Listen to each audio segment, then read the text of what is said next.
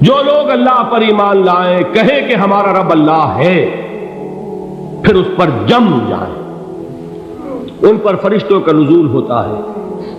نہ کوئی غم کرو نہ خوف، خوشیاں مناؤ جنت کی جس کا تم سے وعدہ کیا گیا تھا۔ اللہ کی ربوبیت پر اطمینان جب انسان کو ہو جاتا، میرا رب اللہ ہے، ربی اللہ، انسان کے لیے نہ کوئی کھٹکا، نہ کوئی خطرہ، نہ کوئی خوف، نہ کوئی حزن۔ جو کچھ ہو رہا ہے کس کے اذن سے ہو رہا ہے؟ اللہ کے اذن سے۔ اللہ کے اذن کے بغیر پتہ تک نہیں ہلتا۔ یہ کوئی اندھا بہرا مادہ نہیں ہے جس سے مجھے کوئی خوف ہو۔ اندھا بھینسا چلا آ رہا ہو اس سے تو ڈرنے کا ہر انسان کو ڈرنا چاہیے، نہ معلوم کس کو ٹکر مار دے۔ لیکن نہیں، اس کائنات کو چلانے والا ایک سمیع و بصیر خدا ہے۔ وہ جو میرا دوست ہے، میرا ولی ہے۔ اللہ ولی الذین آمنوا یخرجہم من الظلمات الی النور۔ اللہ اہل ایمان کا ولی ہے، ساتھی ہے، پشت پناہ ہے، مددگار ہے، حمایتی ہے۔ بتائیے جسے یقین ہو جائے کہ اللہ میرا مددگار، اللہ میرا محافظ، اللہ میرا پشت پناہ، اللہ میرا حمایتی، اس کے لیے کوئی خوف ہوگا؟ اس سے کوئی ڈر ہوگا؟ میں مثال دیا کرتا ہوں ایک بہت سادہ، پنجاب کے دیہات کی۔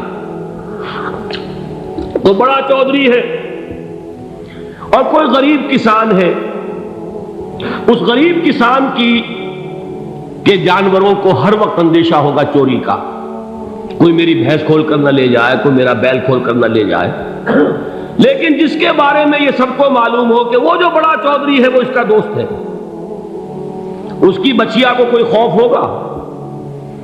اس کی بھینس پر کوئی ہاتھ ڈالے گا؟ اسے کوئی اندیشہ ہوگا؟ نہیں۔ کیوں؟ کہ وہ بڑا چودھری، بڑا اس کا یہاں کا سردار، جاگیردار، سب کو معلوم ہے وہ میرا دوست ہے، کوئی میرے خلاف اقدام نہیں کر سکتا۔ اس دنیا میں یہ چھوٹی سی بات اگر آپ کے دلی اطمینان اور سکون کا باعث بن سکتی ہے تو ذرا تصور کیجئے۔ میں لفظ تصور استعمال کروں گا صرف اس لیے کہ اس کا ہم جس کو کہتے ہیں ادراک اور شعور کر نہیں سکتے، اگر کے ساتھ کر سکتے۔ اگر یقین ہو کہ اللہ میرا مددگار اور یقین ہو کہ اللہ ہر آن میرے ساتھ ہے، پھر کوئی خوف؟ کس کا خوف؟ کوئی شے اللہ سے بالا تر ہے؟ کوئی قوت اس سے زیادہ طاقتور ہے؟ کوئی اس کے ارادے کو بدلنے والا ہے؟ کوئی اس کی مشیت کے آڑے آنے والا ہے؟ یہی بات ہے جو حضور نے فرمائی۔ یہ ایمان کا حاصل ہے لب لباب، کہ دیکھو اچھی طرح اس بات کو ذہن نشین کر لو، اگر تمام انسان مل کر تمہیں کوئی نقصان پہنچانا چاہے نہیں پہنچا سکتے، مگر جو کچھ اللہ نے لکھ دیا ہو، اور تمام انسان مل کر تمہیں کوئی نفع پہنچانا چاہے نہیں پہنچا سکتے، مگر وہ شے جو اللہ نے طے کر دی۔ آپ پھر میں کہوں گا ذرا طاری کیجئے، اسے فرض کیجئے، اسے سوچئے۔ اگر اس حدیث پر ہمارا دل ٹھکا ہوا ہو تو کسی سے ڈر ہوگا؟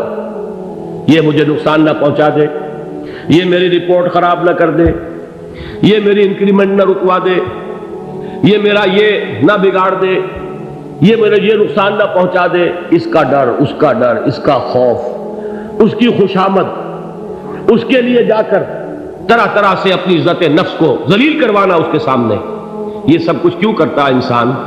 جب سمجھتا ہے کہ اس کے ہاتھ میں میرا کوئی نفع ہے، اس کے ہاتھ میں میرے لیے کوئی ضرر ہے، یہ مجھے کوئی غضب پہنچا سکتا ہے، یہ مجھے کوئی نقصان پہنچا سکتا ہے، یہ میرا کوئی کام بنا سکتا ہے، یہ میری کوئی ضرورت پوری کر سکتا ہے، اسی کا نام شرک ہے۔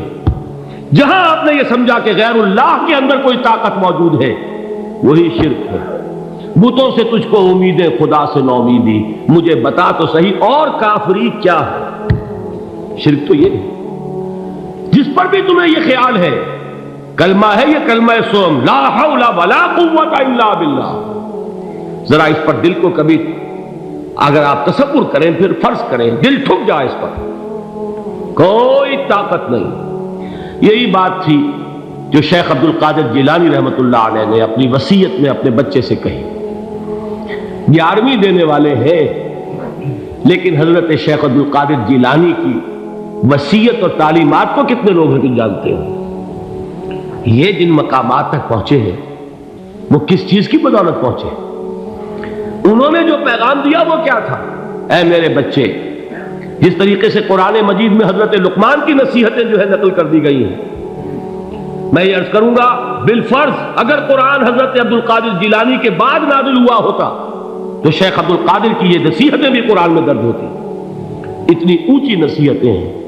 اے میرے بچے، اس حقیقت کو ذہن نشین کر لے، لا فاعل فی الحقیقت ولا مؤثر الا اللہ. اس کائنات میں نہ کوئی فاعل حقیقی ہے نہ مؤثر حقیقی ہے سوائے اللہ. کسی شے میں کوئی تاثیر نہیں اگر اللہ نہ چاہے.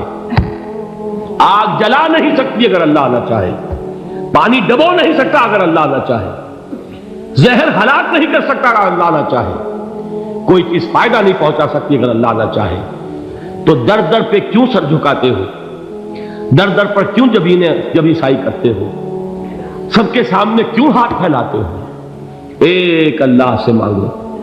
ایک اللہ کے سامنے زمین پر اپنی جبین رکھو. لا فاعل فی الحقیقت ولا مؤثر الا اللہ. نظر آتا ہے ہمیں کہ پانی پیاس بجھا دیتا ہے. پیاس بجھانے کی صلاحیت پانی میں نہیں ہے، اللہ کے اذن سے. کھانا بھوک مٹا دیتا ہے. بھوک مٹانے کی صلاحیت کھانے میں نہیں ہے، اذن رب میں. دیکھیے یہی یقین تھا. حضرت موسیٰ علیہ السلام کا واقعہ یاد کیجئے. سامنے سمندر آ گیا ہے. قوم دیکھتی ہے پیچھے کہ گرد و غبار کا طوفان. معلوم ہوا کہ فرعون اپنے لشکر سمیت آ گیا. لشکر جب چلتا تھا تیز رفتاری کے ساتھ تو گرد و غبار کا جو طوفان اٹھتا تھا اس کا تصور کیجیے. اور لمحہ بلمحہ وہ قریب آ رہا ہے. پوری قوم نے کیا کہا؟ اے موسیٰ انا لمدرکون. اے موسیٰ ہم کو پکڑے گئے. قرآن مجید نے تو یہاں وہ باتیں نہیں لکھی ہیں، لیکن تورات میں یہ درج ہے کہ بنی اسرائیل جھگڑنے لگے، دست و گریبان ہو گئے موسیٰ کے ساتھ. موسیٰ نے یہاں مروایا لا کر، اس سے تو ہم ہی بہتر تھے. وہاں کھانے کو ملتا تھا، زندگی تو تھی، بیگار ہم کر رہے تھے، موت تو نہیں تھی. اب جو کچھ ہوگا اس کا تصور کرو، جس طریقے سے ہمارے ٹکڑے اڑائے جائیں گے. تو لڑ رہے ہیں حضرت موسیٰ علیہ السلام سے. یہ تورات کی تفصیل ہے. قرآن میں صرف اتنا آیا ہے، پریشان ہو کر انہوں نے کہا انا لمدرکون. موسیٰ ہم کو پکڑے گئے. اس وقت موسیٰ کا جواب کیا ہے؟ کلا ان معی ربی سیہدین. نہیں، میرے ساتھ میرا رب ہے، وہ راستہ دے گا. بتائیے کہاں راستہ نظر آ رہا ہے؟ یہ ہے ایمان بالغیب. راستہ نظر نہ آئے تب اللہ پر یقین ایمان ہے. جیب میں پیسے ہوں اور تب دل کو اطمینان ہے تو ایمان کس پر ہوا؟ پیسے پر، اللہ پر نہیں. جب وسائل و ذرائع نہ ہو اور پھر یقین ہو کہ اللہ مسبب الاسباب ہے، وہ اسباب کا پابند نہیں ہے، وہ اسباب کا محتاج نہیں ہے، اسباب اس کے محتاج ہے. اگر یہ یقین ہے تو اللہ پر ایمان ہے. یہ نہیں ہے تو تمہارا ایمان اسباب پر ہے، وسائل پر ہے، ذرائع پر ہے، مادیات پر ہے، اللہ پر نہیں. اس وقت کہاں راستہ تھا؟ کوئی راستہ تھا؟ سمندر ہے اور ادھر سے لشکر آ گیا ہے. کلا ان معی ربی سیہدین. اب دیکھیے ایمان کہہ دینا آسان ہے، ہوا معکم اینما کنتم. جہاں کہیں بھی تم ہوتے ہو اللہ تمہارے ساتھ ہوتا ہے. لیکن اس کا یقین قائم ہو جائے تو زمین و آسمان کا فرق واقع ہو جائے. یہی بات ہوئی حضور کے ساتھ. غار ہے، چھپے ہوئے ہیں محمد رسول اللہ اور آپ کے وہ یار غار ابو بکر صدیق رضی اللہ تعالی عنہ.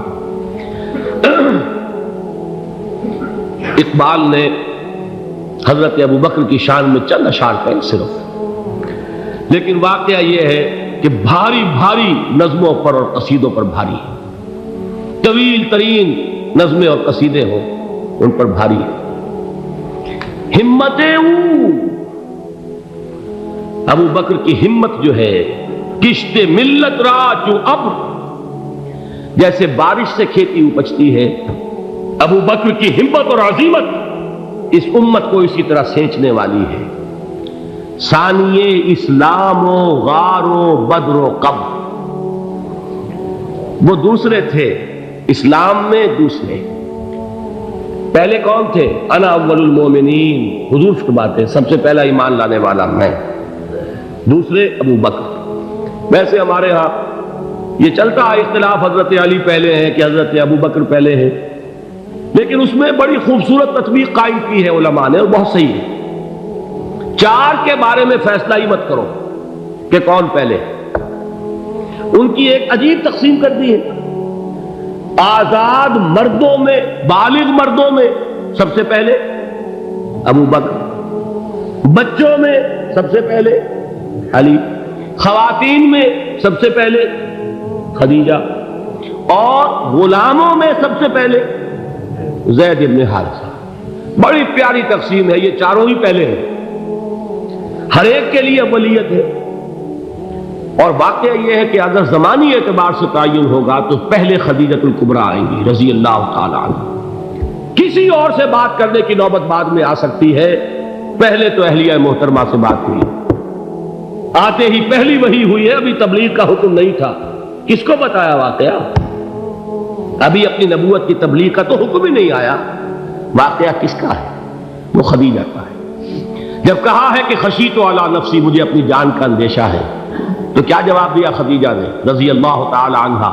وہ صدیقۃ الکبریٰ ہے، صدیقات جو ہے خواتین ان میں چوٹی پر خدیجۃ الکبریٰ ہے رضی اللہ تعالی عنہا، اور صدیق جو مرد ہیں ان میں صدیق اکبر ہے ابو بکر صدیق رضی اللہ تعالی عنہ، لیکن صدیقات میں چوٹی پر۔ جب حضور نے فرمایا خشیت علی نفسی، کیا فرمایا، کیا عرض کیا، کیسے تسلی دی؟ نہیں نہیں، اللہ آپ کو ضائع نہیں کرے گا، آپ غریبوں کے ہمدرد ہیں، آپ مساکین کے تکالیف رفع کرنے والے ہیں، آپ بیواؤں کی سرپرستی کرتے ہیں، آپ مسافروں کی خدمت کرتے ہیں، اللہ آپ کو ضائع نہیں کرے گا۔ یہ یقین ہے اس خاتون کے اندر۔ خیر وہ ایک علیحدہ بات ہو جائے گی۔ میرے دل پر حضرت خدیجہ رضی اللہ تعالیٰ عنہ کی شخصیت کا بڑا گہرا نقش ہے، جو وہ کوئی اور ہی وقت اور موقع ہوا تو بیان ہوگا۔ بہرحال اقبال نے ایک مصرے میں جو چار اولیتیں جمع کر دی ہیں، ہمت او کشت امت را چو ابر، ثانی اسلام و غار و بدر و قبر۔ اسلام میں حضور کے بعد پہلے کون؟ ابو بکر۔ غار میں حضور کے ساتھ کون؟ ابو بکر۔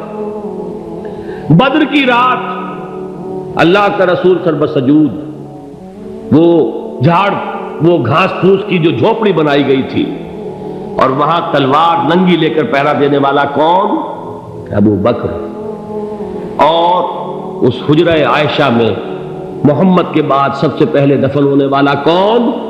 ابو بکر رضی اللہ تعالی عنہ صلی اللہ علیہ وسلم۔ وہ جو معاملہ میں سنا رہا تھا غار ثور کا، حضرت ابو بکر بھی حضور کے خیال سے لرز گئے ہیں۔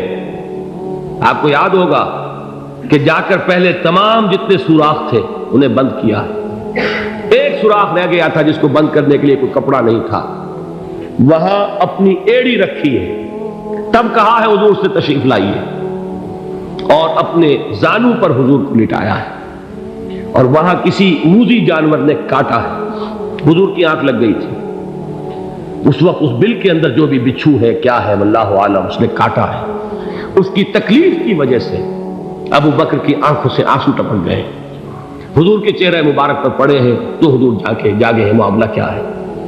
ایڑی نہیں ہٹائی وہاں سے، مبادا وہ جانور وہاں سے نکل کر محمد الرسول اللہ کو کوئی گزن پہنچا دے، ابو بکر کی ایڑی ہے، جس طرح چاہے کھا لے، ختم کر دے، جان نکل جائے تب کوئی آنچ آئے، محمد پر تو آئے، لیکن جیتے جی نہیں۔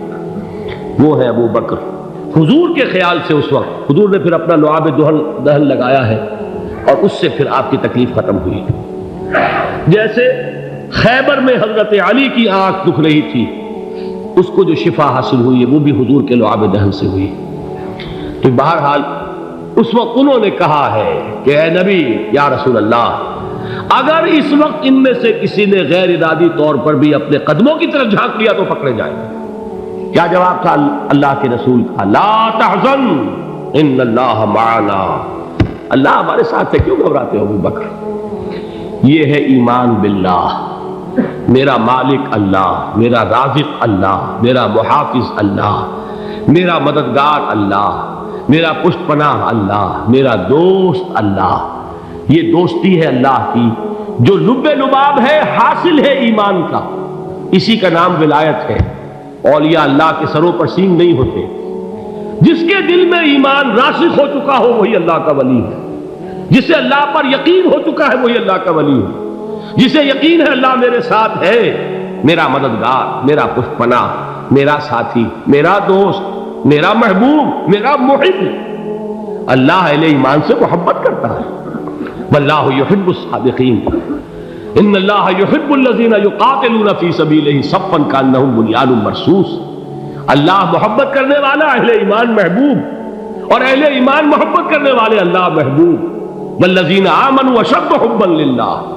آپ تصور کیجئے جسے یہ رشتہ ایمان یا رشتہ ولایت حاصل ہو جائے، الا ان اولیاء اللہ لا خوف علیہم ولا هم یحزنون، آگاہ ہو جاؤ اللہ کے دوستوں کے لیے نہ کوئی خوف ہے نہ کوئی حزن ہے۔